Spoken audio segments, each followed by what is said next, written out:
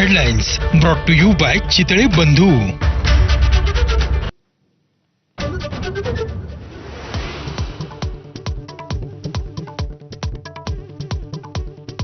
12 दिवसांच्या युद्धानंतर इराण आणि इस्रायलमध्ये युद्धबंदीवर सहमती। अमेरिकेचे अध्यक्ष डोनाल्ड ट्रम्प यांची घोषणा। इराणकडूनही सरकारी टीव्हीवर युद्धबंदी जाहीर। इस्रायलच्या तेल अवीवसह जेरुसलेममध्ये पुन्हा स्फोट। हवाई हल्ल्यांचा इशारा देणारे सायरनही वाजले। युद्धबंदी जाहीर होऊनही पुन्हा हल्ले झाल्याची शक्यता।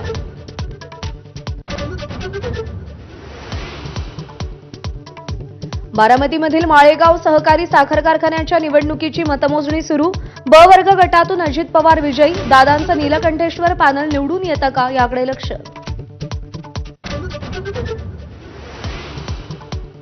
इयत्ता पहिलीपासून त्रिभाषा सूत्रावर साहित्यिक, भाषातज्ञ, राजकीय नेते आणि संबंधितांशी बोलून अंतिम निर्णय घेणार। मुख्यमंत्र्यांसोबतच्या वर्षावरील बैठकीत निर्णय।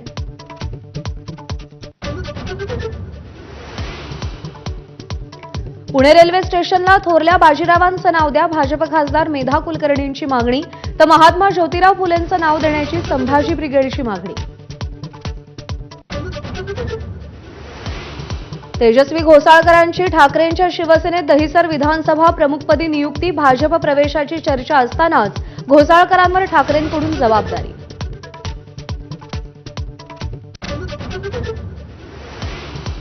पुढील 5 दिवस कोकणासह विदर्भात मुसळधार पावसाची शक्यता। रत्नागिरी, रायगड आणि सिंधुदुर्गमध्ये अतिमुसळधार पावसाचा इशारा। तर मुंबईसह ठाणे आणि पालघरमध्ये मुसळधारेचा अंदाज।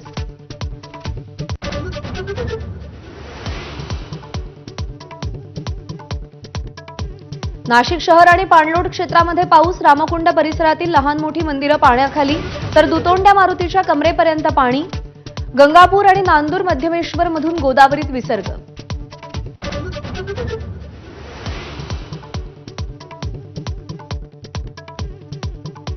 मुंबई आणि उपनगरात पावसाची ये-जा। भिवंडी, नालासोपाऱ्यात सखल भागात पाणी साचलं।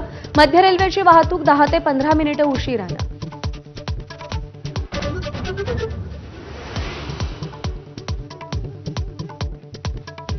लीड्स कसोटीच्या दुसऱ्या डावात रिषभ पंत आणि लोकेश राहुलची खणखणीत शतकं। भारताचं इंग्लंडला 371 धावांचं आव्हान। टीम इंडियाच्या तळाच्या फलंदाजांकडून मात्र घोर निराशा।